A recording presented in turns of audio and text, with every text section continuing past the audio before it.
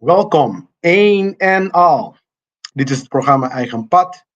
Deze show bespreekt de onderwerpen van het menselijke bewustzijn, moraliteit, manipulatie, natuurwetten, het occulte en alle kwesties die de vrijheid van de mensen op aarde beïnvloeden. Mijn naam is Glenn Tram van thegreatwordexperience.com en ik ben je gastheer voor vandaag. Welkom allemaal. Bedankt dat jullie er weer zijn. Zo, we zijn ver gekomen weer. We gaan vandaag starten met de grote arcana. Met de kleine arcana. We hebben de afgelopen 4 weken hebben we gefocust, 5 weken zelfs, hebben we gefocust op de grote arcana. We hebben in principe 4 weken gehad van de grote arcana. 1 week is introductie van in het algemene wat de tarot is. En de 4 weken daarna hebben we dan de grote arcana vrijwel diep ingegaan. We kunnen nog dieper zelfs, maar we gaan het daarbij houden. Dus laten we gewoon meteen starten, want er is heel veel te bespreken. We gaan vandaag hebben we gaan beginnen met de kleine arcana. We gaan vandaag de staven starten. Ja, dat is actie, passie.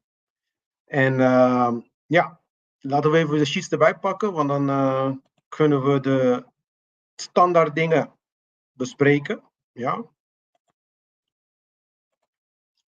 Oké, zo vandaag de kleine arcana, dat is wat we gaan doen. En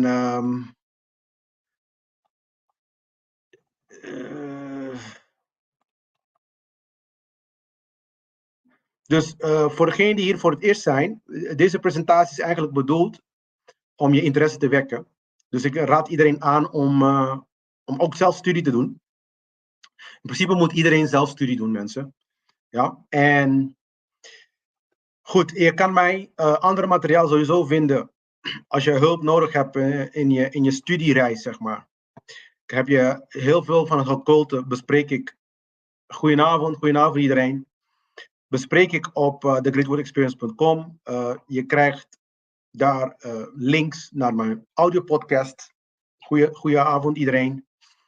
Je krijgt links naar mijn RSS-feed. Een RSS-feed is eigenlijk een bestand waar je in principe kan inlezen in jouw eigen podcast programma. En dat kan dan voor zorgen dat wanneer ik een nieuwe audiopodcast lanceer, dat je dan meteen een reactie krijgt, een melding krijgt daarvan. Dat noemen we dan een RSS-feed. Artikelen krijg je daar op mijn website, monografieën, stukken van studies in principe. En je krijgt ook links naar mijn boek Anarchos. Maar mijn boek Anarchos kan je ook op Amazon, op bol.com, kan je allemaal daar krijgen. En voor degenen die mij ook iets willen doneren door mijn inspanning, ja, dan kan je dat ook gewoon doen. Ik wil liever gewoon cryptocurrency of andere vormen van betaling, vind ik ook allemaal prima. Dus je kan gewoon daar terecht. Dus dat is als je serieus bent, dan kan je daar terecht voor meer. Oké?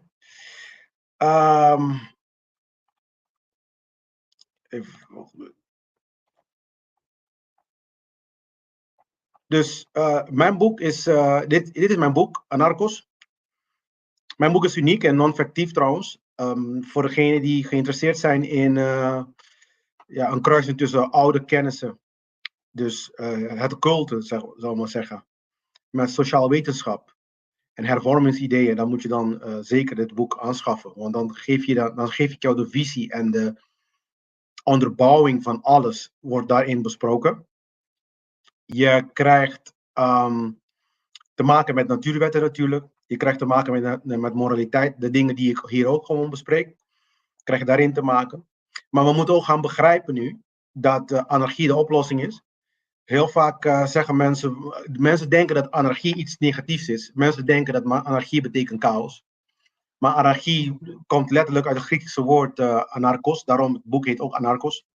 En het betekent anarchon. Archon zijn regeerders, rulers. Ja, dankjewel Eva. Dankjewel. En het betekent gewoon zonder regels. Een an betekent zoals a dit, a dat. Dat komt uit het Griekse of Latijns eigenlijk zelf.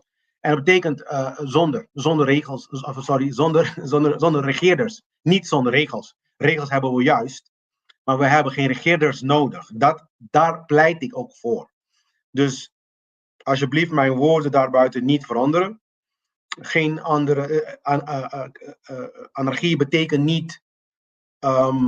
dag Anna, hoe gaat het? Goedenavond. Ja. Anarchie betekent niet zonder regels. Het betekent zonder regeerders. De regels zijn natuurwetten. En hoe we dit voor elkaar kunnen krijgen, is als mensen moreel worden. En moraliteit is niet zo moeilijk zoals men denkt. En dit is ook een tool om jou moreel te krijgen. Dus tarot. Er zijn verschillende manieren om dat te bereiken. Maar het is haalbaar. Dat is... er is hoop. Maar dat betekent wel dat mensen aan de slag moeten. En daarom is de boodschap van vandaag ook zo belangrijk. Mensen moeten aan de slag. Ik raad iedereen aan die naar dit programma kijkt, om eerst deze 3 video's en 2 podcasts te kijken. En ook zelfs mijn vorige serie van Kabbalah en Tarot. En je kan dit seizoen noemen Tarot nummer 2 of zo. Tarot onthuld deel 2. Maar de serie hiervoor heb ik Kabbalah eigenlijk besproken en Tarot daarnaast gezet. Nu bespreek ik Tarot. En aan het einde zet ik Kabbalah daarnaast op een hele andere manier. Niet helemaal anders, maar je krijgt een andere inkijk op. Omdat wij van een andere invalshoek binnenkomen. We komen binnen als Tarot en daarvoor kwamen we binnen als Kabbalah. Dus Kabbalah werd uitgebreid besproken in mijn vorige seizoen. En hier bespreek ik Tarot uitgebreid. En dan eindig ik met Kabbalah dit seizoen. Met getallen, kleuren. En ook hoe we verder kunnen.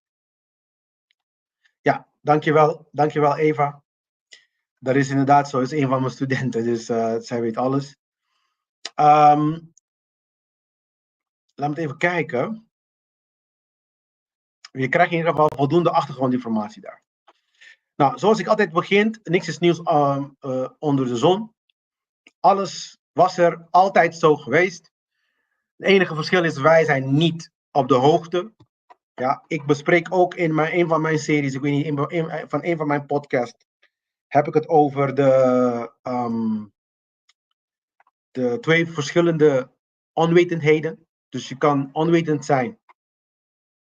Je kan op 2 manieren onwetend zijn. Je kan onwetend zijn door helemaal niks te weten. Je kan onwetend zijn door de kennis die je hebt te negeren. Dat is een vorm van onwetendheid. Of niet eens onwetendheid, dat is gewoon negeren eigenlijk. En echte onwetendheid, wat ze dan noemen nichend, betekent, je weet het niet omdat je de informatie niet tot je beschikking is. Dus dat bespreek ik allemaal. Dus dat begrijp ik ook allemaal. Daarom mijn, inspanning om zoveel mogelijke kennis over deze soort zaken naar buiten te brengen. Maar de kennis is er. Ook al weet je het niet, ja of nee. Ook al is die kennis in jouw buurt, ja of nee. Hij is er. Hij was er altijd. Hij was er altijd en er zal ook altijd er zijn. Dat betekent ook dat de waarheid objectief is. Dus feiten zijn objectief. Jij weet het alleen maar niet over. Maar ze zijn er. Ja? En dat betekent ook dat wat vandaag geldt, gisteren gold, zal vandaag gelden en in de toekomst ook gewoon gelden. Ja? Dus wij moeten natuurwetten gaan beginnen te begrijpen. Dat is onze reis als wezens hier op aarde. Dat is een van onze doelen om te begrijpen. Zodat wij niet alleen maar onze spirituele reis, maar ook onze fysieke reis te verbeteren. Ja? In de Egyptische leringen vertellen ze zelf dat het fysieke en het geestelijke één zijn. Ze zijn hetzelfde. Er is geen verschil tussen hemel en aarde, zou ik zeggen. Ja? Het zijn gewoon 2 plekken waar ze complementeren elkaar. Je kan het een beetje man-vrouw-achtig noemen, weet je. Twee polariteiten noemen, of geef een beetje maar een naampje. Maar het idee is hetzelfde, dat je dan de 2 werelden, die komen bij elkaar. Daarom kan jij niet weten wat bewustzijn is. Het is allemaal zo moeilijk, want het is niet tastbaar. Maar hij manifesteert zich wel in onze realiteit. Wij kunnen denken, toch? Ja, wij kunnen voelen. Maar we weten wel dat ons denken niet ons hersenen zijn. Ons voelen ook niet onze fysieke hart is. Onze fysieke hart pompt bloed. Ja? Dus waar komen deze dingen vandaan? Dat is dan wat we dan even wordt gemaakt. Hè? Want ik heb een andere definitie van geest. Maar heel veel mensen weten niet eens wat geest is. Maar als ik praat over geest, in principe heb ik te maken met allebei. Met de bewustzijn en emoties. Ja, wat ze ook ziel noemen. Ja, maar de geest is eigenlijk meer een kracht die, je kan zeggen, die moleculen bij elkaar houden. Dus het is de adhesie, cohesie, afstoting, aantrekken. Dat bespreek ik ook. Maar ik ga niet alles hier opnieuw bespreken. Maar in ieder geval, niks is nieuws onder de zon. Daar gaat het om. Dus het heeft te maken met het feit dat de kennis er was en zal ook altijd zijn. Ja, zoals ik eerder zei, we gaan vandaag staven bespreken. Dat is vuur, energie. Dat is zeg maar het element vuur. Ik wil ook iets duidelijk maken. Wanneer we hebben over elementen, ja, dan praten we niet eigenlijk over fysieke elementen. Ook al lijkt het zo. Het heeft te maken met vuur heeft te maken met actie. Er is ook iets dat heet vuur, interne vuur. Als we op een biologische manier bekijken, dan hebben we het over onze verbrandingsorganen. Bijvoorbeeld je maag, je hele digestive system, je hele verbrandingssysteem. Ja, tot je ontlasting, bij wijze van spreken. Daarom is de geur van je ontlasting niet altijd zo aangenaam. Omdat er een bepaalde verbranding plaatsvindt op het moment van eten tot het moment van heel simpel van poepen. Ja? Ik ben soms heel duidelijk, want ik weet soms ook niet hoe ik het anders moet doen. En dat is een verbranding. Dus als we praten over het biologische aspect van het lichaam, dan is het element vuur dat. Als we praten over onze psyche, dan is het element vuur is de actie die we ondernemen. Want dat is hetgene wat wij tot ons nemen, de gedachtegangen. En dan doen we iets mee. We denken over iets. En we denken dat we recht hebben om bepaalde acties te handelen. Dat is dan het aspect van vuur. Dus de kaarten die we vandaag gaan bespreken, heeft te maken daarmee. Dus we gaan, en als we praten over, niet vergeten, over archetypen. Want ik heb de grote arcana heb ik gelinkt met de Jungiaanse archetype van Carl Jung. Niet vergeten, in mijn eerste aflevering heb ik gesproken over Carl Jung. Welke positie die had. We hebben heel veel mensen die bijdrage hebben geleverd aan psychologie. Ja, Carl Jung is een van de moderne versies, moderne gasten die dat hebben gedaan. We hebben veel hoor, mensen. We hebben Kant, kan je dan hebben. We hebben, er zijn veel namen daarbuiten. Die ik zou zelf zeggen, Plato, Socrates en Hippocrates, al deze oude Griekse psychologen of filosofen, die hebben ook deel gemaakt aan het begrijpen van de psyche of van ons bewustzijn. Zijn mensen, als ik praat over Nederlandse neuroscience mensen, dan praat je over Dick Swaap. Het is een Nederlander die dat ook zijn best heeft gedaan op die vlak. Je hebt mensen die heel veel. Ik ken een paar Nederlandse mensen, zelfs persoonlijk, die ook deel hebben gemaakt aan het onderzoeken van de hersenen. Maar dan gaan ze meestal over de fysieke hersen en hoe die ons gedrag beïnvloeden. Maar het bewustzijn zelf is iets dat niet tastbaar is. En dus dit betekent niet de hersen. En dat beïnvloedt ook onze gedrag. En dit gaat hand in hand met natuurwetten trouwens. Want door begrijpen van dingen kunnen we onszelf intern aanpassen. Ik hoop dat dat duidelijk is. Maar de vuur symboliseert actie.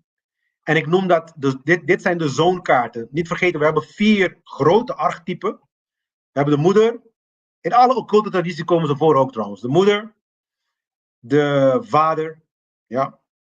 De moeder als degene die, de voedster noemen ze dat, degene die voedt, degene die voor iedereen zorgt, de zorgenergie. Dan heb je dan de vader, dat is degene die instructies kan brengen. Heel vaak, vaders zijn strenger, die geven dan instructies aan de kinderen, die zeggen van je mag dit doen, je mag dat doen, die beschermt ook trouwens. Ja. En dan heb je de zoon, dat is dan actie voeren. En dan heb je de dochter, heel vaak vergeten we dit, de dochter is de passie-aspect.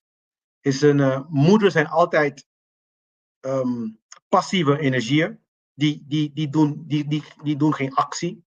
Vaders en zoon, die acteren, die doen actie. Dus instructies geven, wijsheid kan je zeggen. En de actie, degene die het daadwerkelijk uitvoert, is dan de zoon. Dus als jij archetype begrijpt, als je dat soort dingen een beetje begrijpt, het heeft niks te maken met specifieke dingen ook. Het heeft ook te maken met staten van bewustzijn. Het heeft ook te maken met dingen die in de fysieke wereld voorkomen. Dus in de kleine arcana gaan we bespreken de dingen die gebeuren in het echte, in je dagelijks leven. Het is een klein beetje anders dan de grote arcana. Er zijn dezelfde krachten wel. Er zijn geen verschillende krachten, het zijn dezelfde krachten. Het enige verschil is dat nu gaan we letterlijk alleen maar over de zoon hebben. Wat eigenlijk de actie-aspect vertegenwoordigt, maar uitgezoomd. Dus de grote arcana praat over ze allemaal, in het algemeen. En nu gaan we inzoomen. Nu gaan we eentje pakken en dan gaan we inzoomen. Je gaat ook zien, hè, dezelfde thema's komen keer op keer naar voren. Ja, dus de vader, de moeder, de zoon en de dochter. Ja, niet vergeten, dat is de abstractie van alles. De vader, de moeder, de zoon en de dochter. Ja? Dus vandaag gaan we daarover hebben, de staven. Ja? Dus er staat het ook hier. Ja, we gaan de staven behandelen. Het eerste pak uit de kleine arcana. De staven vertegenwoordigen het element vuur. En vuur staat voor actie, wilskracht en passie en creatie. Je gaat dingen doen met je handen. De 14 kaarten gaan we bespreken natuurlijk. En dat zijn dus natuurlijk de 10 normale kaarten en de hofkaarten. Dat is dan zeg maar de hofkaarten zijn dan wat ze dan noemen de knaap, de schildknaap. Of page. Ik vind liever page. Schildknaap vind ik een rare naam eigenlijk. Maar ja, het zij zo. De ridder en koning en koningin. Dat zijn de 4 kwaliteiten. Die ga ik zo direct ook bespreken. Maar ja, dat gaan we bespreken. Maar ik wil voordat we starten zelf even een aantal dingen bespreken. We zitten, zodat jullie mij gewoon goed begrijpen. Zodat ik duidelijk ben. We zitten op dit moment, en als we me kunnen uitzoomen, beter. Want vandaag heb ik de regie niet. Dus als je mij kan uitzoomen, dus groter kan maken. Want ik ga niet over de kaarten, de sheets bespreken, maar ik ga gewoon mijn verhaal nu vertellen. Ja, dankjewel. Dus we zitten nu in een immorele samenleving. En hoe weet ik dat? Is omdat we chaos hebben. In een democratie. Want hetgene die pretenderen dat anarchie chaos is.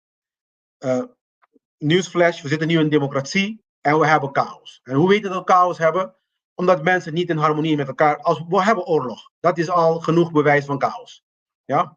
Mensen zijn in hongersnood, chaos. Dus dat betekent, we zitten niet in harmonie, niet als collectief mensheid.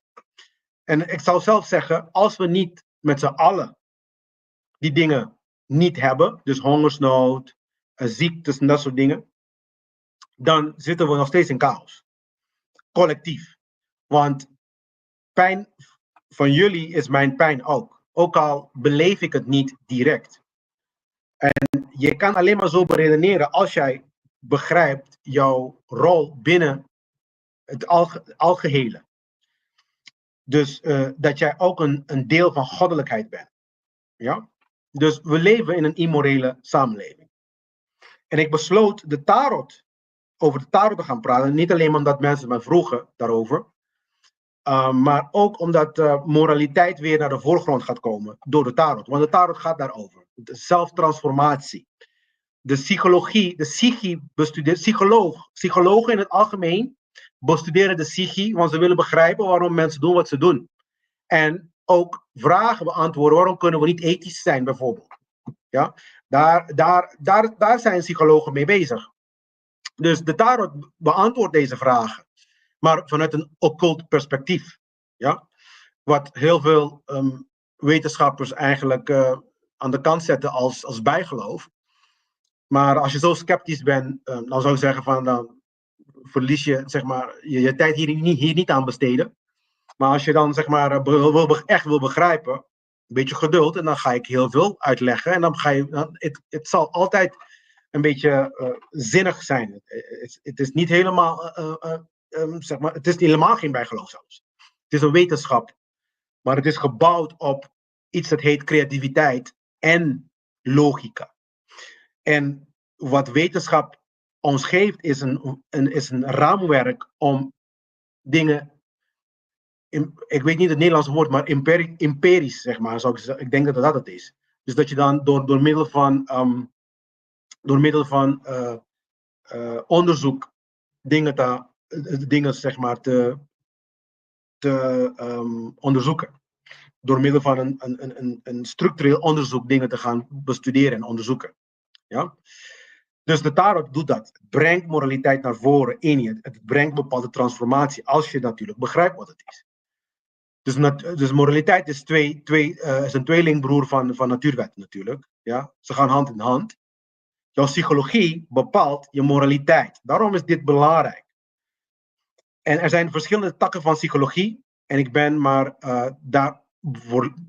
ben daar volledig van bewust. Er zijn verschillende takken van psychologie. En tarot, gek genoeg, omvat de meeste van deze takken. De meeste. Ja? Want sommige invalshoek komt van ja, onze sociale omgeving bepaalt wie we zijn, wat waar is. De anderen zeggen van ja, onze gedachtegang bepaalt onze gedrag, wat ook waar is. Anderen zeggen van onze biologie, ons DNA, geeft genoeg informatie om ons gedrag aan te passen, wat ook waar is. Dus het heeft te maken, en het hangt er vanaf welke tak je binnenkomt. In fact, ik ben zelf bezig met een onderzoek die al deze takken bespreekt. En die ga ik later ook voor leden beschikbaar maken.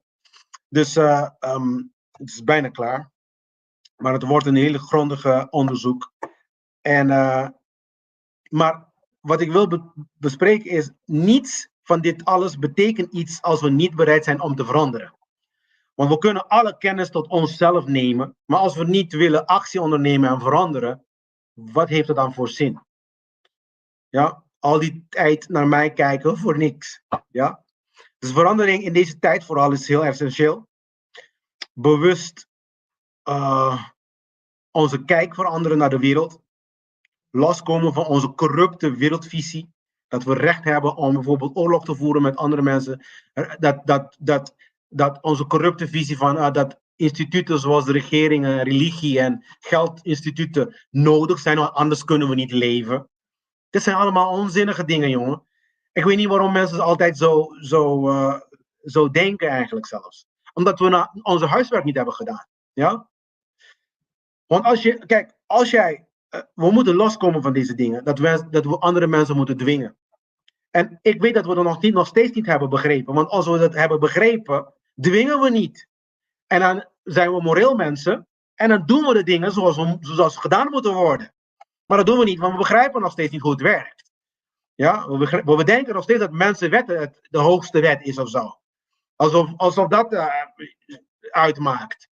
Ja? Je mag hier niet wiet roken, je mag daar niet wiet roken, je mag hier wel wiet roken. Dus elke plek is hier een andere regel. Dit is hoe dom we zijn eigenlijk. Tegenwoordig overwegen we niet eens meer wat betekent om een goed leven te leiden. Wij denken rijk worden, dat is het. Dat is het goed leven. Rijk worden en doodgaan. Daarom gaat iedereen hetzelfde idiote dingen doen. Weet je? Socrates, die in zijn werk bespreekt hij dit. Wat betekent het om een goed leven te leiden? Egyptenaren waren bezig hierover. Wat betekent het om volgens Ma'at te leven? Ma'at betekent de orde van het universum. Dat bespreek ik ook heel vaak in mijn lessen. Ja? Wat betekent het om onsterfelijk te zijn? Daar waren mensen mee bezig. Nu zijn we niet eens bezig hierover. Nu zijn we gewoon met idiote dingen bezig. Feesten en onszelf, onze tijd verspillen. Ja? Maar de onsterfelijkheid bijvoorbeeld, daar had Yahweh ook over. Yahweh van de Bijbel. Die zegt van tegen Adam en Eva van we gaan ze uit het paradijs halen. Niemand staat stil en denkt van wat bedoelt hij hiermee? Hij zegt we gaan het uit het paradijs halen zodat ze niet uit de boom van leven, van eeuwig leven kunnen eten. Wat bedoelt hij daarmee? Betekent dat misschien mensen langer kunnen leven dan 120 jaar? Nu kunnen we alleen maar 120 jaar leven. Want verder in de Bijbel, voor de mensen die niet weten, maar ik ben heel erg geverst in de Bijbel. Want ik was ook in die stomme kerken. Als je de Bijbel verder leest, dan zie je op een gegeven moment die zegt van mensen kunnen 120 jaar leven. Dat heeft Yahweh bepaald. En als je goed begrijpt ook, ze hebben ons DNA aangepast om die leeftijd zeg maar, te stoppen tot 120. Dat betekent mensen kunnen. Daarom zie je ook heel vaak in de Bijbel. Het maakt het ook meer zinnig om te begrijpen dat andere mensen 800 jaar konden leven, 900 jaar kunnen leven. Methuselah kon 900 jaar leven, joh. En wij kunnen niet eens 80 jaar. 40 jaar van slavernij en dan vervolgens de pijp uit. Dankjewel. Snap je? Belasting betalen en dan de fucking pijp uit. Ja? Is dat een goede deal? Ja? Ze hadden het over de boom van goed en kwaad gegeten, die Adam en Eva. Ze konden begrijpen wat een goed gedrag is, een goede actie is en wat een slechte actie is. En dat is geen 10 geboden ook. Ja? Want heel veel mensen denken, ja, dat is de 10 geboden, Glenn, dat is de 10 geboden. Nee, het is niet de 10 geboden. 10 geboden is een corrupte versie van de daadwerkelijke natuurwetten. Ja, iedereen begrijpt dat mensen doden niet goed is. Ga me niet vertellen dat je dat niet begrijpt. Ja? En dan nog steeds zit je achter oorlogen. 2 oorlogen gaande nu. Ja? Door jouw steun aan de regering. Want je geeft ze geld om die shit te doen. Dus je bent medeplichtig hoor. En dat is het punt. We konden begrijpen wat goed en kwaad is. Vroeger, heel vroeger. En vervolgens zei Yahweh, zogenaamd, die zichzelf als een fucking God heeft voor ons laten zien, heeft gezegd van ja, laten we niet laten weten hoe ze dan langer kunnen leven. Dus hier zijn ze bezig geweest. We zijn de afgelopen 2000 jaar geen stik veranderd. Niet eens een stukje. Alles is hetzelfde gebleven. We zijn nog steeds domme idioten die alles geloven dat ons verteld wordt. Ja, via die instituten die onze ouders ons hebben verteld, die we moeten gaan geloven en gehoorzamen. Zo duwen bullshit religies in onze strot, zoals marxisme, nazisme, nazi. De instituten die we nu hebben zijn nazi-instituten. Politieke ideologieën, ja, flat earth, religie. Allemaal cultachtige systemen die ons dommer maken. Maar je wordt net zo'n idioot als onze voorouders. En ik praat niet over onze voorouders die tijden van Egypte. Ik praat over onze voorouders 2, 3 generaties verder. Boven ons. Ja? Omdat ze dit soort concepten van morele leven ze hebben gewoon die dingen aan de kant gezet. En vervangen met ethiek. En ethiek heeft te maken met cultuur. Cultuur van, in Nederland mag je met je titel rondlopen. In Curaçao mag je niet met je titel rondlopen, want het is ethisch niet mooi. Of ethisch niet goed. Dat zijn ethiek. Dat zijn geen moraliteit, aspecten van moraliteit. Moraliteit heeft te maken met natuurwetten. Heeft te maken met inherente wetten die in de natuur actief zijn. Ja, ik zit op mijn preekstoel eventjes, ik weet het. Maar ik wil dat jullie de transformatie van de tarot goed begrijpen. Want als we praten over transformatie in het geestelijke aspect, heeft het te maken met moreel worden. En aspecten van de tarot, vooral de grote arcana, maakt het mogelijk dat je begrijpt hoe je jezelf transformeert naar een moreel persoon. Met natuurwet alsgene die je daarop moet opletten. Je moet opletten, niet aan mensenwetten, maar natuurwetten. En dan zeggen de mensen, ja maar Glenn, je hebt mensen, kaarten zoals de priesters. Er zijn natuurlijk religieuze instanties. Ja, dat waren die instanties die dan toen ook zo... Want de kaarten zijn 500 jaar geleden ongeveer gecreëerd. Ja, daarom zeggen ze dat het niet uit Egypte komen. Maar ze zijn ongeveer 500 jaar geleden gecreëerd. En die werden, zeg maar, die archetypen die rondom hun waren, die gebruikten ze zodat ze naar mensen kunnen communiceren. Want je moet ook een klein beetje kunnen communiceren. Ik kan nu niet, ik doe het wel, maar pas aan het einde van elk seizoen praat ik Ancient Egyptian, ja, wat ze dan Medudeter noemen. Maar ik kan niet hier die taal blijven praten en dan denken dat jullie mij gewoon begrijpen. Ja, heel vaak als ik dan iets zeg in ancient language, vertel ik jullie ook wat het is. Meestal. Soms laat ik het gewoon alleen maar voor de mensen die het moeten weten. Maar meestal vertel ik het in het open lucht. Ja? Dus, maar je gebruikt dan de archetypen en de dingen rondom je heen om een verhaal te vertellen. Ja, dus daarom gebruiken ze de keizer en de koningin. Tegenwoordig, als jij bijvoorbeeld een tarotkaart moet creëren, dan creëer je een kaart van regering in plaats van een kaart van een koning of een koningin. Ja, of een president of whatever. Zodat het verhaal duidelijk wordt. Dat betekent archetype, dat betekent abstractie. En als je dat gaat begrijpen, dan kan je deze abstractie naar concreet dingen vertalen. En concrete dingen naar abstractie vertalen. Dus van boven naar beneden, van beneden naar boven. Heel veel mensen kunnen dat niet. Ze hebben niet de capaciteit om abstracte ideeën te begrijpen in concrete situaties. Ja? En daar gaat het tarot over. Abstractie met concrete. De major arcana gaat over de abstractie. En de minor arcana, dus de kleine arcana, gaan we over concrete ideeën, concrete dingen bespreken. Ja? En zelfs dan vind ik het dan heel erg abstract, heel eerlijk gezegd. Ja? Ik kan dus miljoenen jaren gaan praten trouwens, jongens. Maar als we niet handelen, is kennis nutteloos. Ja? En daar draait de kleine arcana van de staven over. Het gaat over actie. Dus dat gaan we nu doen. Actie. Ja? Dus ik wil eigenlijk dat miljoenen mensen anderen leren moreel te zijn. Over natuurwet. Ik wil mensen horen praten over natuurwetten. Mensen leren over moreel te zijn. Mensen leren over psychologie. Ja, psychie, wat je denkt, oppassen met wat je denkt, want je ideeën en geloofssystemen die je aanneemt, dat gaat je gedrag drijven. Ja? Dus ik wil dat mensen hiermee bezig zijn. Anders gaan we geen betere samenleving worden dan Egypte. En de samenlevingen daarvoor. Want dit waren de dingen van vroeger waarmee mensen bezig zijn. Niet rijk worden. Maar hoe leef ik een goed leven? Hoe ontwikkel ik mezelf tot een beter mens? Ja? Objectieve moraliteit, die dingen moeten... Wat is een kwaad gedrag? Wat is een goed gedrag? Leer die dingen en wees krachtig daarin.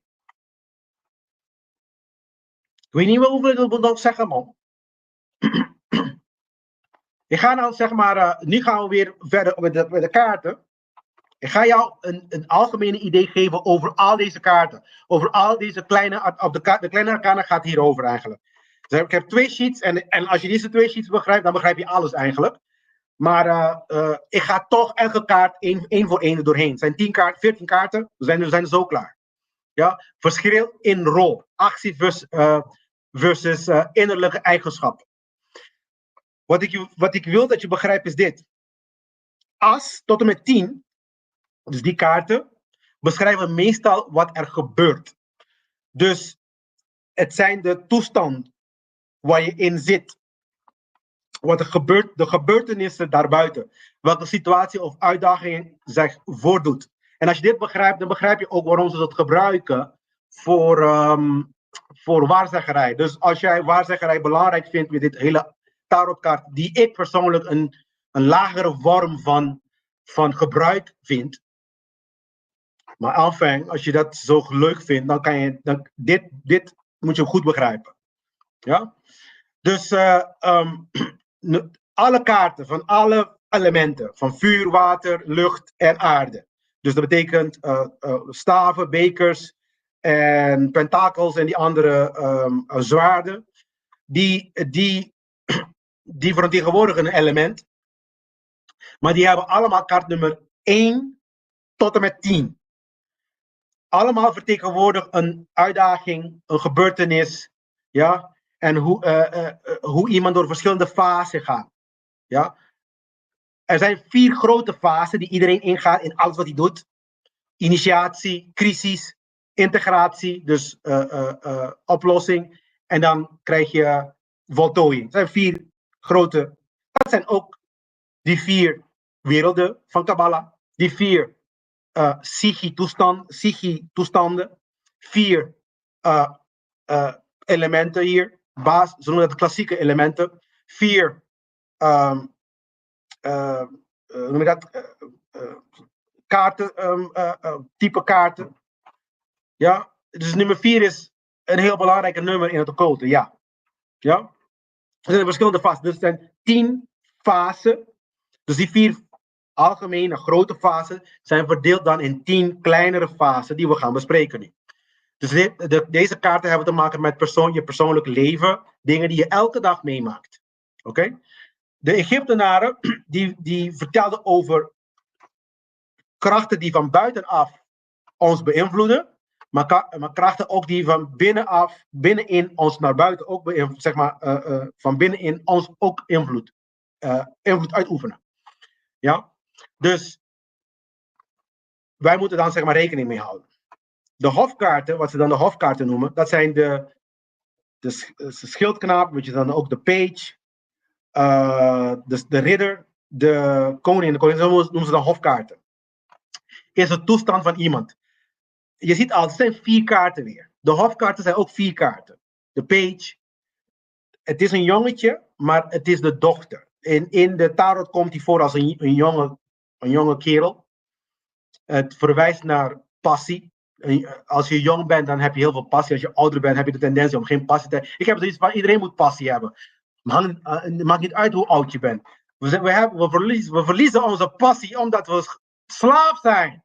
Daarom. Je hebt geen zin in het leven meer. Je wil jezelf zelfs, zeg maar, vermoorden eigenlijk zelfs. Ja? Omdat we geen passie meer hebben in het leven. Leven is zoveel meer te bereiken in het leven. En vooral als je je leven kan verlengen tot 800 jaar. Weet je hoeveel dingen je kan doen? Misschien kunnen we een keertje wel naar fucking Mars gaan. En een beetje gaan genieten daar ook. Maar nee, kan niet nu. Want je moet gaan werken als een fucking slaaf. Ja? En doodgaan. En dan met 80 jaar doodgaan. En dan niks meemaken. Moet je blij zijn dat je überhaupt, zeg maar, in Europa een reisje hebt gemaakt. Ja? Dus passie moet er zijn. Dan heb je de ridder. Ridder is actie. Dat is dan het jongetje. Dan heb je dan de koningin. No-brainer daar. Dat is de moeder. En dan heb je dan de koning. Ook no-brainer. Dat is de vader. Zie je weer de 4 archetypen. De grote 4 archetypen. Dus die zijn de kwaliteiten van de mensen. Wat de major arcana de meeste over heeft. Over de kwaliteiten die je moet creëren in jezelf. Dus je moet iemand zijn die passie heeft. Je moet een vaderfiguur zijn. Stabiliteit, kracht. Je moet de moederlijke kwaliteit. Verzorging. Je moet de dochterkwaliteit hebben. Passie. Je moet de ridderkwaliteit hebben. De zoonkwaliteit van actie. Ja? En die moet elke dag weer vernieuwd worden. Al deze kwaliteiten. Je moet kiezen voor. Je moet weer aannemen. Dus dit zijn die dingen. Dus voor de waarzeggerijers daarbuiten. Je krijgt een kaart uit die 10 kaarten. Haal je een kaart eruit. Dat vertelt de toestand van die persoon of van jezelf. En dan combineer je het met een van die 4 hofkaarten. Dat betekent hoe je dan, zeg maar, moet omgaan in die situatie. Dus dat betekent dat je bijvoorbeeld passie moet hebben in nummer 1 as. Nummer 1 als as is bijvoorbeeld begin. Daar gaan we zo direct over hebben. Het begin van alles. In nummer 1 is het begin van alles. Ja? Een nieuwe mogelijkheden. Ja? Dus als je dan nummer 1 krijgt met de page, de schildknap, dat betekent enthousiasme, passie, noem maar op. Dan geeft het je aan dat je de nieuwe mogelijkheden die voor je zijn, of die voor je gaan komen, met enthousiasme en passie erin moet gaan. Ja? Dus dat is hoe dit werkt. Ja? En de stadia, die je hebt, de 10 stadia, de een volgt de ander. Door de wet. Dus daarom is waarzeggerij een hele raar woord. Magie is eigenlijk alleen maar magie voor mensen die de natuurwet niet begrijpen. Of die de wetenschap daarvan niet begrijpen. Ja? Als ik nu met een mobiele telefoon terugga naar, ik weet niet veel, naar de tijden van de Renaissance bijvoorbeeld. Dan gaan mensen mijn hoofd onthoofden, want dan zeggen ze dat ik dan met magie bezig ben. Omdat ze die apparaat niet begrijpen. Ja? Dat is ook het probleem geweest de tijden van Egypte. Heel vaak deze quote-unquote goden die kwamen, die hadden bepaalde technologie. Wij begrijpen het niet. Dus wij namen ze aan als goden. Ja, dus ik hoop dat dit duidelijk is. Dus, en waarom is dit belangrijk? Dit onderscheid is essentieel omdat het ons helpt om de Tarot in 2 niveaus te interpreteren natuurlijk. Ja, wat er gebeurt in het leven, de A's tot 10. Dit niveau richt zich op de feitelijke gebeurtenissen. En de tweede niveau van begrijpen is hoe we reageren of handelen. Dat zijn de hofkaarten, net uitgelegd. Ja? Dus daarom is het belangrijk. Dus laten we heel snel starten met het as. De as staat voor een nieuw begin, geïnspireerd door passie. Symboliek zie je daar een hand. Ja? Een hand die uit de lucht komt. Elke idioot kan begrijpen dat dit een hand van God is. Ja? De hand van God komt eruit, naar buiten, en die presenteert je iets. Dat zegt ook iets, hè? Want in de psychologie,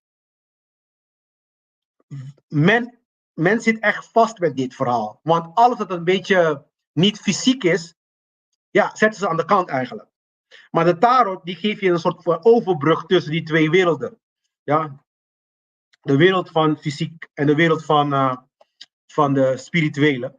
En dan zie je dan zeg maar de hand van God, die reikt uit en die geeft je iets. Dat is dan de symboliek van de hand van de staaf. Dan zie je de staaf ook, die bloeit.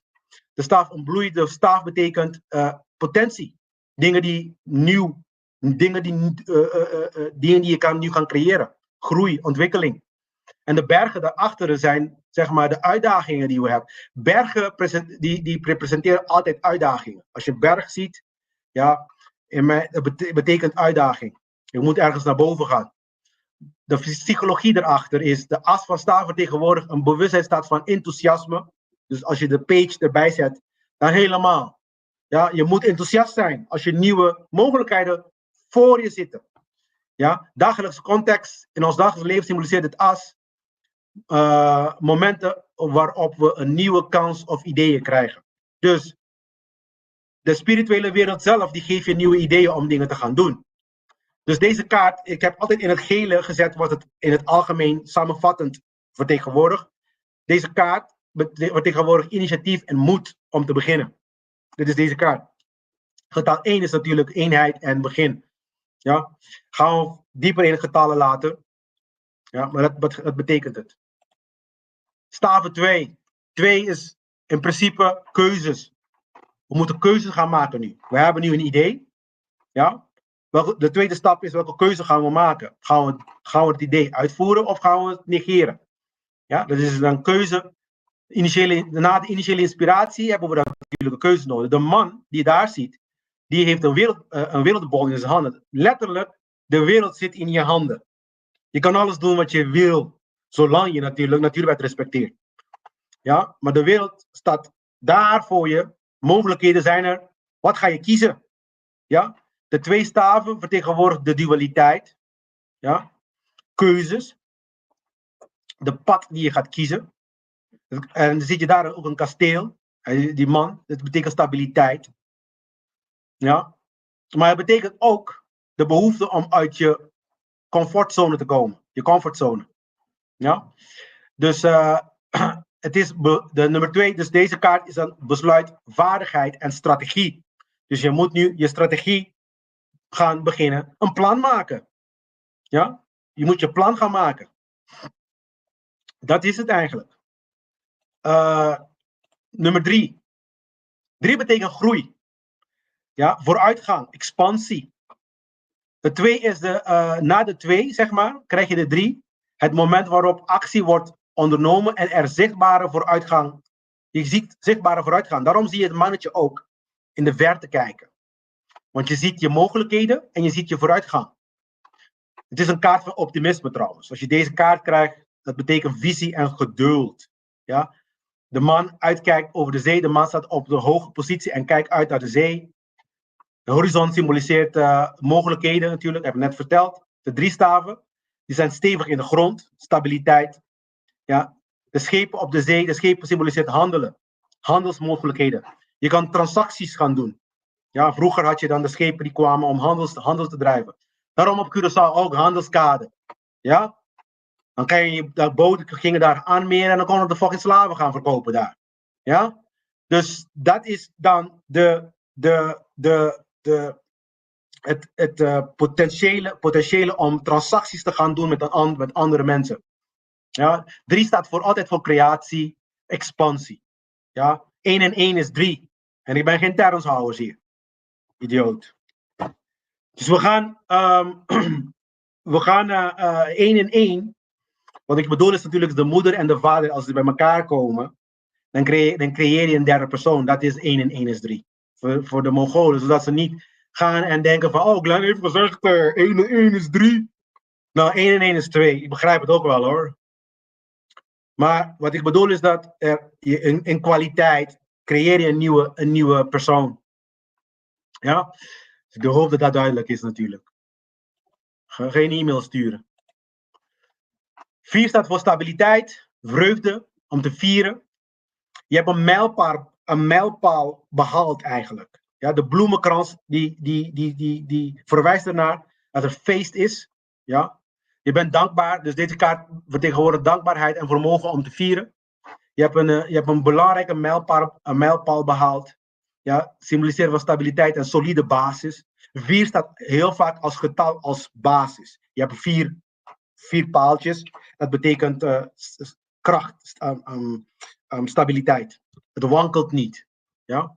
Dus in het dagelijkse leven, het vertegenwoordigt momenten waarop we een belangrijke mijlpaal hebben bereikt. Ja? Promotie of je hebt een huwelijk of whatever, voltooiing van een project. Al die dingen zijn mijlpalen die je hebt behaald. Dat is nummer 4. En ik hoop ook dat dit soort, als ik dit uitleg, dat je ook begrijpt hoe de nummersysteem werkt. Want de nummer bij alle kaarten, dus nummer 1, 2, 3, die vertegenwoordigen alles hetzelfde. Ja? 4 is altijd stabiliteit. 3 is altijd groei. 2 is altijd keuzes, dualiteit of relaties. 1 is altijd eenheid. Dat is dan de abstractie van de nummer. Dus heel vaak, mensen komen bij mij, Glenn, wat betekent 1111? Weet je wel, of 1212. Ja, dan moet je dan dit nummer, als je de basis van het nummer begrijpt, dan begrijp je de boodschap. Heel vaak deze energieën proberen dan zeg maar bepaalde, je aandacht te trekken of bepaalde informatie over te brengen. En als je bewust bent ervan, dan kan je het ontcijferen. Heel vaak als je nog steeds niet begrijpt wat goed en kwaad is, of wat je moet doen of whatever, dan komen deze nummers voor je, zodat je dan een besluit kan nemen. Maar hier, het nummer 4 betekent stabiliteit, maar ook een mijlpaal. Je hebt een mijlpaal bereikt. Niet vergeten, de 4, vader, moeder, zoon en dochter. Dat is de stabiliteit. Je moet ze alle 4 hebben om stabiel te zijn. Nummer 5 is het nummer van transitie, maar ook het nummer van, hoe noem je dat? Wat ze hier conflict noemen. Het is een moment van troebeligheid. Je ziet ook daar de 5 mannen met staven.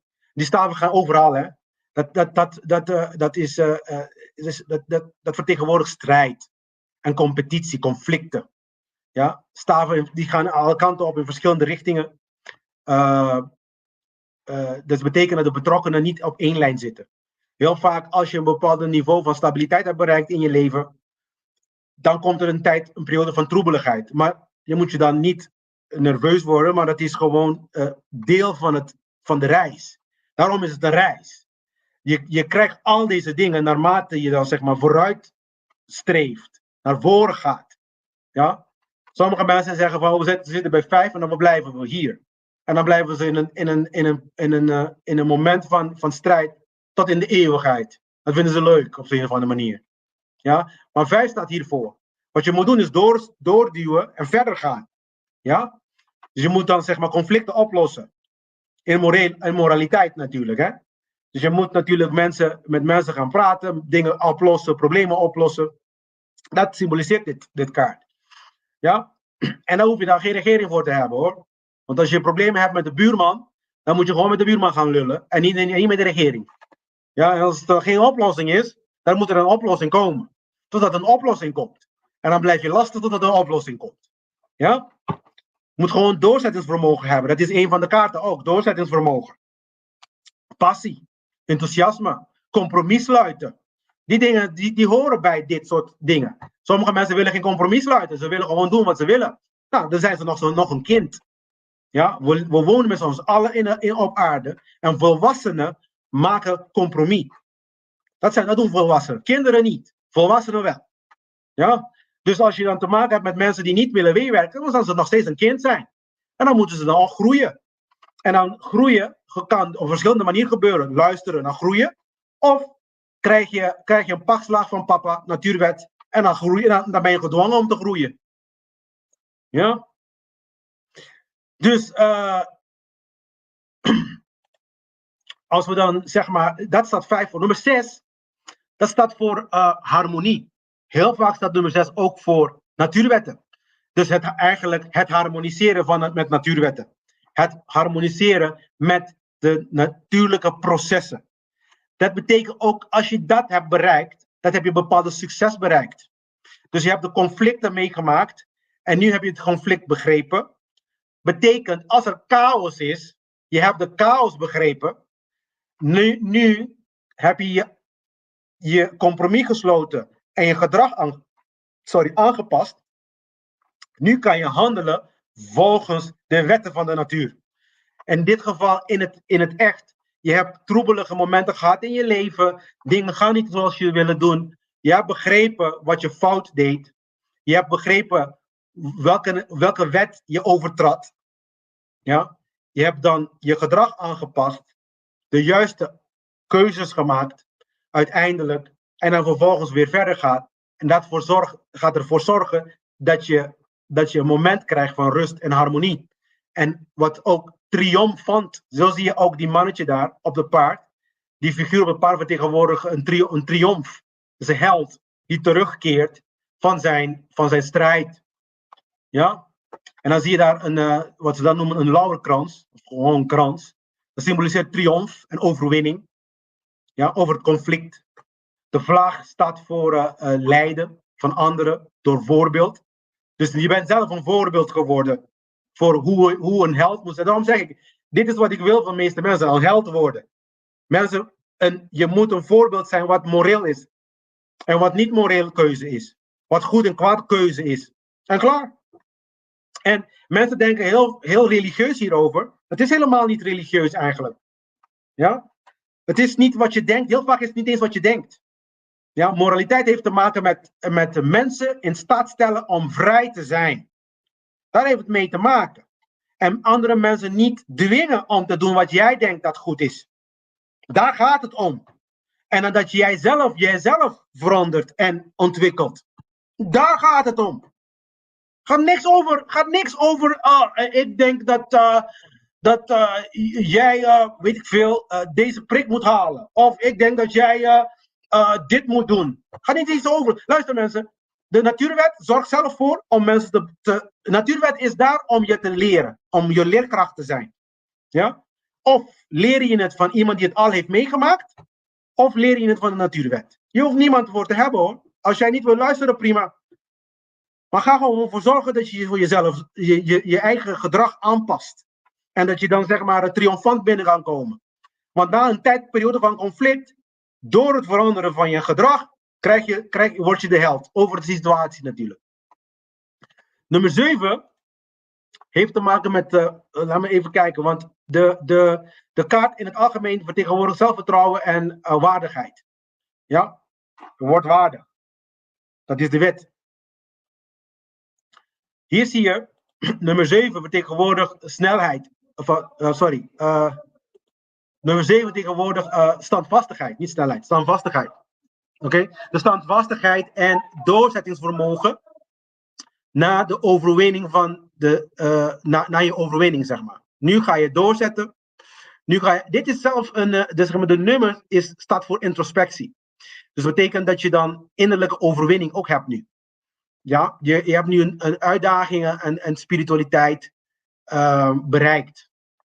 Ja, je begrijpt hoe het werkt eigenlijk. Je kan zelfs spiritueel kan je dingen gaan beginnen te beïnvloeden. Op een hoger niveau. Het staat ook voor moed en doorzettingsvermogen. Ja? Dit is het nummer van de Christus ook trouwens, nummer 7.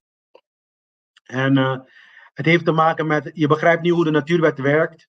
Je hebt nu heerschappij bereikt binnen en buiten. Intern en extern. Ja? De figuur op de kaart staat op de hoge positie. Ja? En verdedigt zichzelf tegen aanvallen van beneden. Ja, dit symboliseert het vasthouden aan je overtuigingen en ondanks de weerstand. Ja? De staven die naar boven wijzen. Ja? Deze symboliseert de uitdagingen en obstakels die de man moet overwinnen om zijn positie te behouden. Dus dit zijn die staven daar. De onevenige grond symboliseert natuurlijk de uitdagingen zelf. Dagelijkse context. In het dagelijks leven, de 7 van staven zijn momenten waarop we onze overtuigingen en successen moeten verdedigen tegen kritiek of aanvallen. Dus als je deze kaart hebt, dan word je aangevallen, kan je zeggen. En dan moet je zeg maar standvastig zijn in je overtuiging. Ja? Heel vaak zeggen we, als je bepaalde acties onderneemt, bij mij bijvoorbeeld, ja, dat moet je niet doen, hè? Dat moet je niet doen. Mensen zijn bang, man. Mensen zijn echt bang. En mensen zijn bang om te zeggen van bijvoorbeeld dat dingen zoals de natuurwet gerespecteerd moet worden. Mensen zijn bang, want ze zijn allemaal er zijn geen geloofssystemen, want de zwarte kracht bestaat. Ja, de zon komt nog steeds in het oosten uit. Ik bedoel, er zijn dingen die gewoon, wij bepalen die dingen niet. Laat me het even zo zeggen. Er zijn niet mensenwetten. Dus je moet ze gaan verdedigen. Je moet de mensen, eigenlijk hoef je niet eens te verdedigen, want het gebeurt toch wel, maar je moet wel mensen kunnen uitleggen van luister, het probleem die we hebben is dat onze collectief gedrag heeft invloed op elk individu. Dat is het probleem. Dus als wij collectief als idioten gedragen, dat heeft invloed op elk individu. Als wij dingen zoals oorlog voeren, als we dat toelaten, als dat gaat mensen individueel natuurlijk beïnvloeden. Logisch toch? Ja, ik hoop dat dit een beetje logisch klinkt voor de meeste mensen. Want sommige mensen kunnen dat niet inzien, man. Dus daarom kan ik niet helemaal zeggen van ja, ik ga alleen maar mijn zaken regelen en jullie zoeken het maar uit. Daarom ben ik hier aan het praten. Jullie laten dit over aan mij alleen. Er zijn meer mensen nodig die dit boodschap naar buiten moet gaan brengen nu. Ja? Dus, want het is een collectief iets. Hoe meer mensen dom zijn, hoe moeilijker het wereld wordt. Daar gaat het om. Hij moet gewoon niet dwingen, klaar. Nummer 8. Nummer 8 is eigenlijk zelfs een heilige getal. Het beweegt, het heeft te maken met momentum. Het heeft te maken met goddelijkheid bereikt. Een bepaalde positie waar vermenigvuldiging makkelijker wordt. Je ziet daar ook die 8 staven, die vliegende staven daar. Die vertegenwoordigen geen hindernis. Er zijn gewoon, ze vliegen door de lucht, er is geen hindernis, niks houdt ze tegen. Dat is bewijs van kracht eigenlijk. Immens kracht. Ja, heldere lucht symboliseert helderheid en focus. Dus dan heb je dat ook bereikt in je leven. In de dagelijkse context symboliseert 8 momenten waarop dingen snel veranderen of waarin we snel moeten handelen. Ja? Als je dit kaart krijgt met de ridder, dan weet je ook hoe laat het is. Dat betekent meteen handelen. De kans, als je dan bijvoorbeeld eentje pakt, dat is kans, is de as krijgt van de staven. De as van de staven betekent een nieuwe kans. Dan krijg je nummer 8. Laten we zeggen, we krijgen nummer 1 en nummer 8. En dan krijg je dan page en dan krijg je dan ridder. Dat betekent nieuwe kans. Hoe moet je erin staan? Nieuwe kans, die komt er snel naar je toe. Je moet met passie en actie handelen. Ja? Dat is je waarzeggerij voor je. Ja? Dit betekent, deze kaart samengevat is snelheid en aanpassingsvermogen. Het getal 8 staat voor beweging, actie en evenwicht. Nummer 9, die kennen we ook al. Dat is dan voltooiing. Maar nummer 9 is eigenlijk ook een veerkracht. Dus je krijgt nu eelt. Volharding. Ja, deze kaart laat zien dat we te maken hebben gehad met veel uitdagingen. Maar dat we nog steeds stand houden. En standvastig zijn eigenlijk. De man, dan zie je dat een verband daar. Hij is uit oorlog, kan je zeggen. Helemaal kapot van het vechten in het leven. Ja, in het dagelijks leven is dit momenten waarop we uitgeput zijn. Ja. De 9 staven achter hem symboliseren de ervaring en de obstakels die hij al heeft doorstaan. Ja. En de uitkijkblik, als hij kijkt, dan zeg hij eigenlijk, hij heeft een blik naar de verte toe. Hij staat gewoon op zijn hoede. Dat betekent dat. Ja. Dus dit is eigenlijk veerkracht en volharding. Dat staat het voor eigenlijk. 10 is een hele belangrijke. Nummer 10 eigenlijk bestaat niet in het occulte. Ook al gebruiken ze het heel vaak. In de Kabbalah bijvoorbeeld ook en ook in de Tarot. 10 staat voor... ik heb al eerder uitgelegd in de Kabbalah ook dat eigenlijk de nummers gaan van 0 tot 9. Waarvan 0 en 9 in principe ook hetzelfde zijn. Als je dan zelfs naar het nummer kijkt, dat is een nulletje met een startje. Dan krijg je dan een nulletje, dat is dan 9. En een 0 is zonder startje. En ik praat natuurlijk over kwaliteit hier. Maar de nummer 10 is eigenlijk 0 met een 1. De 1 betekent de eerste cyclus. Het is een nieuwe cyclus. Dus nummer 10 betekent een nieuwe cyclus. Bestaat niet echt, maar het betekent, ik heb de eerste cyclus afgemaakt. Of de quote-unquote de 0e cyclus afgemaakt. Nu ga ik met de eerste cyclus starten. Daarom zet je een 1 ervoor. Als je op 20 komt, zet je een 2 met een 0. Dus de tweede is eigenlijk zelfs de derde keer dat ik de 0 zie. Want de eerste keer is van 0 tot 9. Dan krijg je de tweede keer is van 1 weer tot 9. Dat is 19. Dan krijg je dan de 2 keer. Dat is de 3 tot... dan krijg je de derde keer de 0 tot 9 weer. Dus de nummers herhalen zichzelf. Dus andere nummers bestaan eigenlijk niet. Wat je doet is je combineert ze en dan krijg je andere type energieën. En dat is een hele aparte lessen. Maar in ieder geval, dan begrijp je dat wat ik bedoel. Nummer 10 hier in dit verhaal vertegenwoordigt de last is veel geworden. Je bent wel triomfantelijk. Je hebt allerlei dingen doorgestaan. Je hebt allerlei soort dingen geleerd. Er komen nu een nieuwe cyclus aan. Een nieuwe tijdperk komt eraan. Dan moet je nu gaan grenzen stellen en loslaten. Dan zie je de man die de 10 staven draagt. Figuur die de 10 staven draagt. Symboliseert de zware lasten. De gebogen houding die geeft aan dat de last te zwaar wordt om te dragen. En de stad symboliseert het doel of de inzicht. De nieuwe dingen die nog gedaan moeten worden. Waar we nog naartoe moeten gaan. Ja? Je moet bewust zijn dat je uitgeput bent op een gegeven moment. Dat is waar vele mensen, hoe noem je dat ook alweer? Ze krijgen burn-out. Ja, als je burn-out krijgt, dan ben je meestal bij 10. Ja? De vraag is, meestal slaan ze al die successen over en dan komen ze direct naar burn-out. Ze hebben niks bereikt, ze zijn nog steeds helemaal kapot. Ja, het getal 10 staat voor voltooiing. Ja, dus eigenlijk staat 9 staat voor voltooiing, maar 10 staat voor eigenlijk een nieuwe cyclus. Maar dat is voor voltooiing en dan begint een nieuwe cyclus. Dat staat 10 voor eigenlijk. Ja. Nu gaan we de 4 laatste kaarten bespreken, dan zijn we klaar. Dat zijn de hofkaarten. Ik heb de hofkaarten op deze manier er zijn er 3 hier, maar er zijn eigenlijk 4. Want je hebt natuurlijk de page helemaal aan het links. In het midden heb je de ridder. De page, daar is het is een kleine mannetje. In de tarotkaarten is hij altijd een jonge gast. Een jonkert. Maar het zou in principe een meisje moeten zijn. Of een teenager.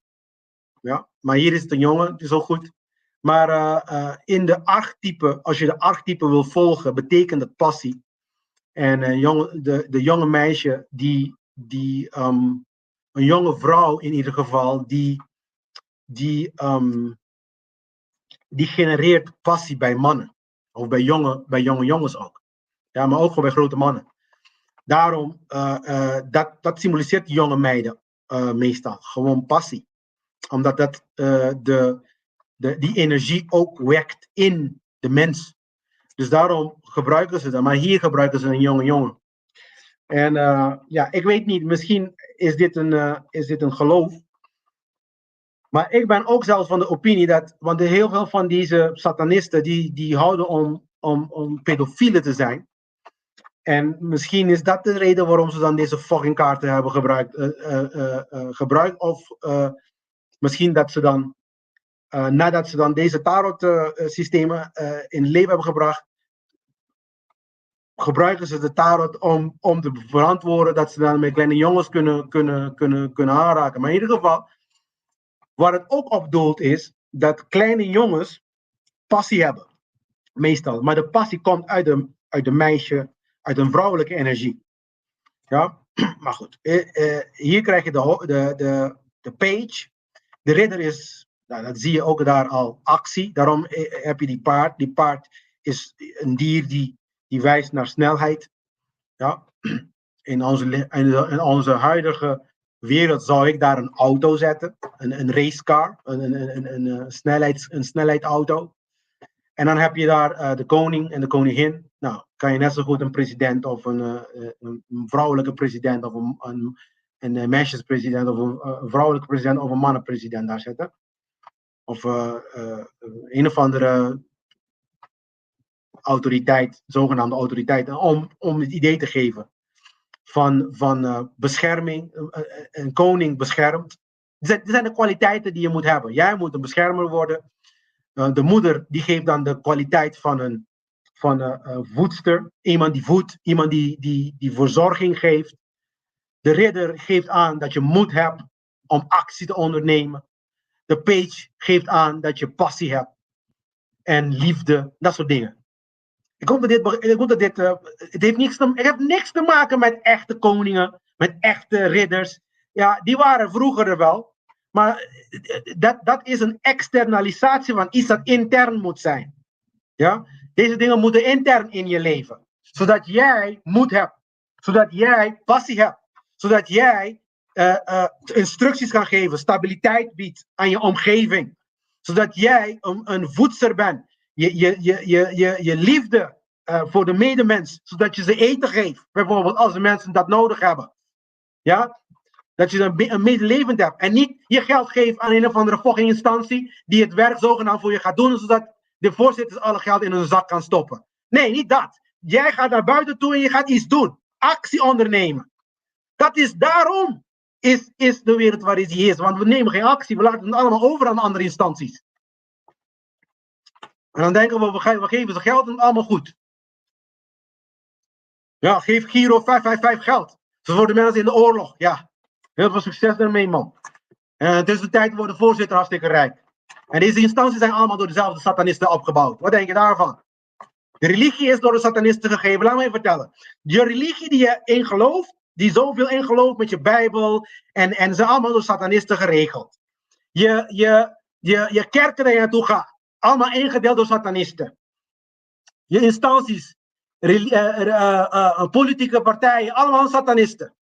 De geldsysteem, allemaal geregeerd door satanisten. Ja, ga maar zeggen, dat is allemaal conspiratietheorieën, Glenn. Conspiratietheorieën, natuurlijk.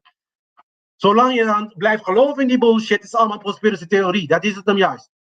Stop maar geloven erin, word moreel, dan zal je zien hoe de wereld vooruit gaat. Maar nee, dat doen we natuurlijk niet. Maar moraliteit, weet dat ik zelf iets moet doen aan mezelf. Ik ben perfect, toch? Ik ben God op aarde. Dat zijn mensen altijd, God op aarde. Ze denken dat ze God op aarde zijn. Maar de page, zoals ik zei, vertegenwoordigt nieuwsgierigheid, enthousiasme. De jonge page daar met de staaf vasthoudt, symboliseert inspiratie, passie die de page drijft. Passie moet je drijven. Je moet je passie niet kwijtraken. Je moet gepassioneerd in het leven zijn. Wat je doet, moet je liefde doen. Dat is dan maar. Mensen gaan werken en dan houden ze niet eens van hun werk. Wat de fuck doe je dan aan je werk? Je moet het leven ingaan met passie. Maar ze hebben je doodgemaakt door je een slaaf te maken. Daarom heb je geen passie. Dus de page vertegenwoordigt jeugdige energie. Daarom wordt het een jongetje gebruikt ervoor ook. Maar die passie is een vrouwelijke energie. Ik zou, als ik ware, de dochter gebruiken. Daarom, de patriarchische mensen hebben de vrouwelijke energie gewoon eruit gehaald. Daarom is liefde weg van de aarde. Niemand heeft liefde voor elkaar meer. Niemand zegt niks. Ja, bemoei je met je eigen zaken, mensen. Bemoei je met je eigen zaken. Idioten. De ridder is actie. Actie om. Je moet ook hier oppassen. De negatieve aspect hiervan is impulsiviteit. Niet te impulsief zijn ook. Je moet een beetje met je hoofd ook een beetje werken. Maar je moet de moed hebben om actie te ondernemen. De ridder rijdt snel vooruit. Zie je dat ook, hè? Dan zie je ook onder zijn voeten dat het heel snel gaat. Althans, dat is de bedoeling van de tekening. Ja, dan zie je die strepen daar zo. Ik hou ook van tekenen. Dus als je dan iets wil tekenen alsof je heel snel gaat, dan teken je met streepjes. En dan zie je dan de vuur in zijn armen daaruit gaan. Een vuur in zijn hoofd daar. Want hij is vurig. Dit kaart betekent moed en bereidheid om risico's te nemen. Ja, ik hou zelf van gecalculeerde risico's nemen. Denken wat je aan het doen bent en dan gewoon doen. Moed hebben in het leven, dat heb je nodig. Dus die 10 eerste kaarten, die vertellen je hoe je door het leven gaat. Daar staat je de fases waarin je gaat. Als je besluit iets te gaan doen in je leven. Eerst krijg je een idee, dan ga je keuzes maken, dan ga je groeien. Dan is de eerste mijlpaal behaald, stabiliteit. Dan komt er een transitiemoment waar er heel veel conflicten zijn. Komt er nummer 6, daar krijg je dan zeg maar weer te maken met harmonie. Dan kom je 7, dan ben je weer in balans, introspectie, interne balans. Dan komt nummer 8, heb je weer zeg maar een bepaalde momentum bereikt, omdat je dan al deze ervaring hebt gekregen. En dan deze kaarten, deze hoofdkaarten, vertel je met welke kwaliteit intern je moet hebben. Je moet moed hebben, energie, enthousiasme. Ja? En dan hebben we dan zeg maar de koning of de koningin, creativiteit. Dingen met creativiteit moet je dan doen. Dat staat koningin voor. Creativiteit, vertrouwen, zelfvertrouwen. Ja? En symboliek, de koning op haar troon zie je daar. Dan zie je daar de kat ook. De zwarte kat aan haar voeten symboliseert intuïtie en mystiek. Hoewel ze krachtig en charismatisch is. Bij een mystieke persoon. Heel vaak mensen die vinden dat ook van mij. Ook zei ik het zelf. Ja. Maar dagelijks leven van koningin symboliseert van de staven momenten waarop we onze kracht en charisma moeten gebruiken om anderen te leiden.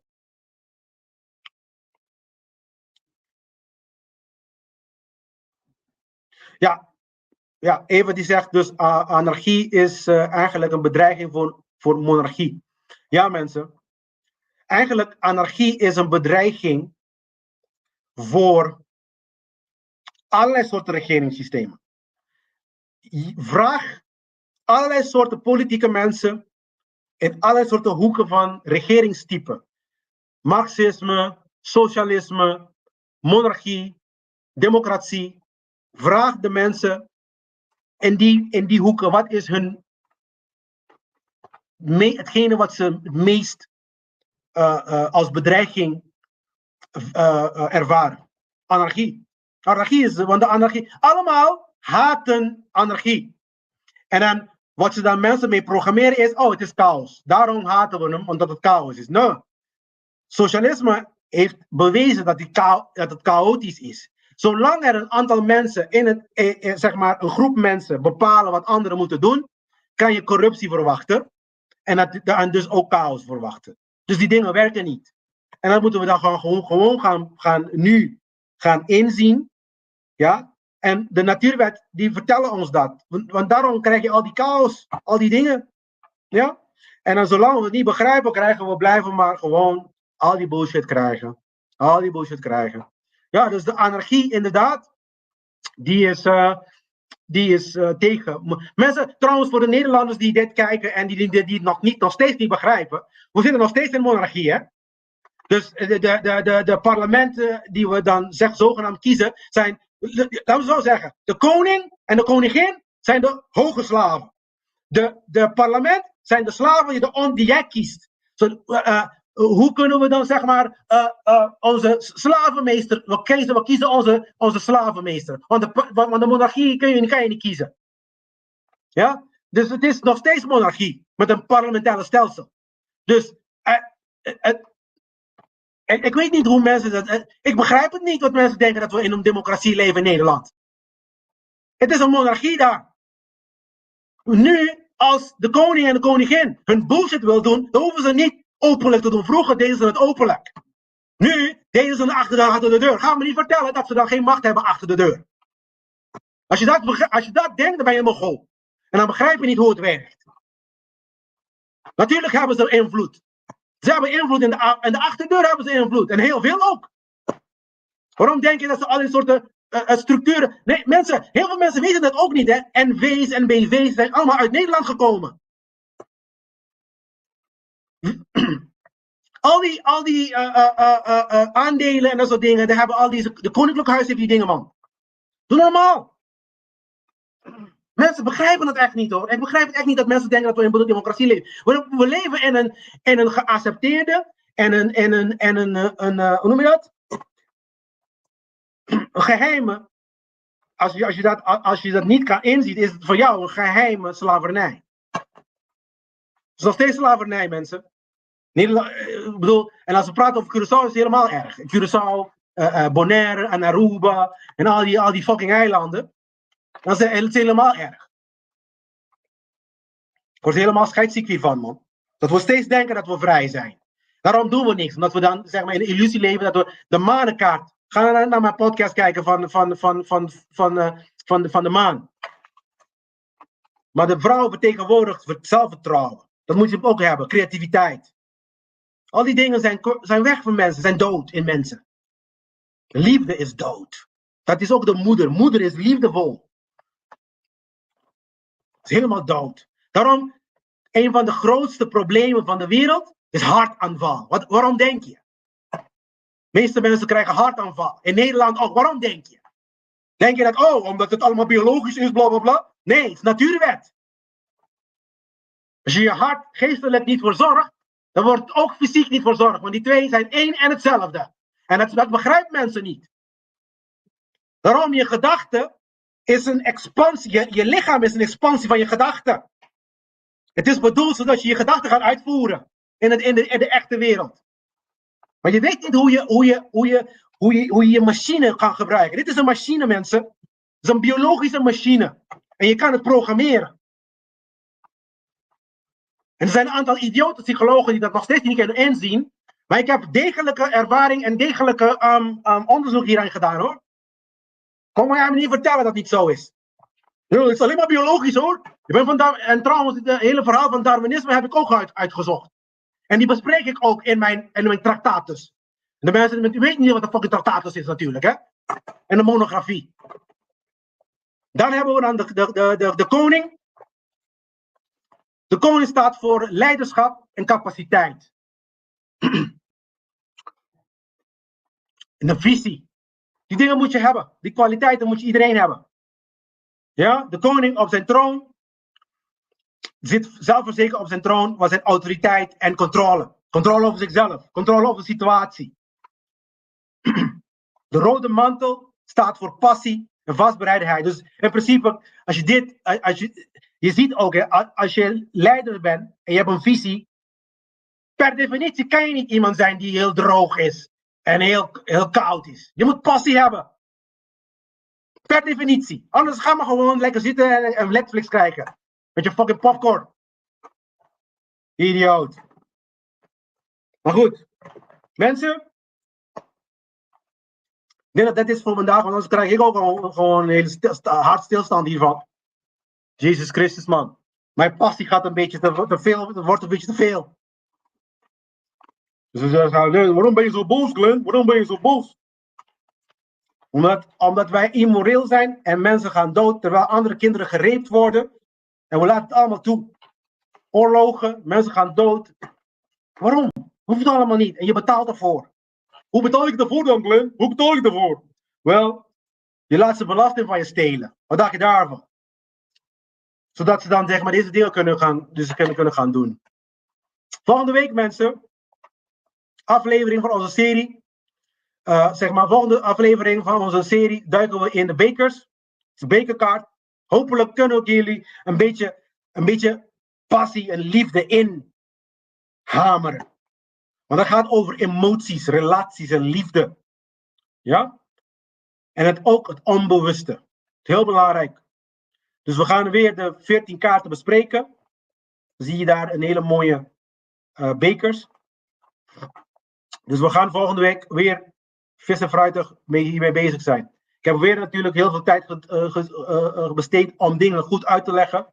Want ik wil dat mensen mij begrijpen. Ik wil niet dat je dit omdraait en je eigen ding van maakt. Begrijp eerst de standaard boodschap van de tarot. Dan kan je je eigen maken op je eigen manier. Maar begrijp eerst de standaard dingen. Dit zijn kwaliteiten die jij moet hebben. Je moet een visie hebben. Het zijn allemaal goede kwaliteiten ook. Ik heb zoiets van, waarom zou je het niet willen hebben? Waarom zou je niet iemand zijn die een beetje visie hebt? Iemand zijn met liefde. Als we praten over gelijk zijn, dat de mensen gelijk moeten zijn, man en vrouw en dat soort dingen gelijk zijn, hier hebben we het over. Gelijk zijn is niet in fysieke termen. Gelijk zijn betekent in kwalitatieve dingen moeten we gelijk zijn. Iedereen moet liefde hebben. Ja? Iedereen moet iemand zijn van visie. Iedereen moet zijn psyche begrijpen. Zijn gedachten wegspoelen, weghalen van corruptie. Iedereen moet moreel zijn. Iedereen moet het goede kiezen en niet het kwade hoge tijd laten vieren. Daarin moeten we gelijk zijn. Dat betekent gelijk zijn. Ja? Elke idioot kan rondlopen en zien dat ik heel anders uitzie dan jij. Er is geen twee Glens die rondlopen. Er zijn iets dat heet dubbelgangers, maar er zijn nog steeds subtiele andere, zelfs tweelingen, die hebben heel vaak kleine verschillen. Omdat we niet gelijk kunnen zijn in het fysieke aspect. Ja? Dus dan is bijvoorbeeld het hele movement verhaal van gelijk zijn, dat soort dingen, allemaal onzin. Een verspilling van je fucking tijd. Ga gewoon aan jezelf werken, man. Ik wil dat wij deze pad gaan lopen. Het pad van goddelijkheid. Dat we gewoon mensen worden van principe. Krachtige mensen. Daar is de regering heel wel bang voor. Regeringen, religie, geldsystemen zijn bang voor principiële mensen.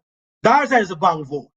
Daarom proberen ze met man en kracht, met al wat ze hebben, met tanks en vliegtuigen, proberen ze dan zeg maar dingen te bombarderen. Maar het probleem is, als je iedereen bombardeert, is er geen koninkrijk over om te regeren. Daar is het probleem. Zelfs mijn kleinzoon heeft die opmerking gemaakt. Maar papa, als ze iedereen bombarderen, dan is er geen koninkrijk meer over om te regeren. Ja, precies. Daarom willen ze net genoeg bombarderen om geld te maken en om jou slaaf te houden. En jij laat het allemaal toe. Ik was hartstikke boos hiervan, man. Maar goed, mensen, dit was het. Mijn gezeik voor vandaag. Dankjewel voor het luisteren. Ik hoop dat je toch wel iets hebt geleerd, want daar is het hiervoor. En ik zou zeggen tot volgende week. En zoals ik altijd zeg, hè. Anouk, Netef, Shesh, en Maat. Tot de volgende week, mensen.